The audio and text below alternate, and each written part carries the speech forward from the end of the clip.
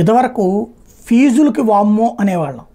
ఇప్పుడు ప్రైవేటు విద్యా సంస్థలు ఫీజులే కాదు, ఇతరత్రా వసూలు చేసే వాటితో అదిరిపోతుంది.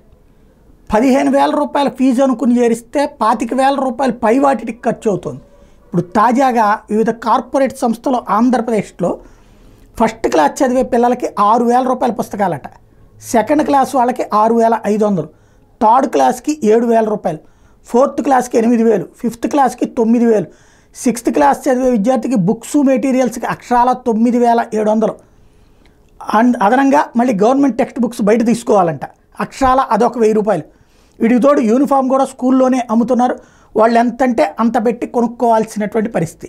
ఓవరాల్గా దీనికి ఎట్లాంటి జవాబుదారీతనం లేదు. వాటిని వేరే సంస్థల పేర్లు పెడతారు, ఆ సంస్థల పేరుతో అకౌంట్లు తీస్తారు, వాటి పేరుతో ఆ డబ్బులు అన్ని వైపులా బ్లాక్ మనీ సంపాదించుకుంటున్నారు. మనకి ఇక్కడ అలాంటి విద్యా సంస్థలని నెత్తిని పెట్టుకుని తిరగడమే మనకి చేతొచ్చు.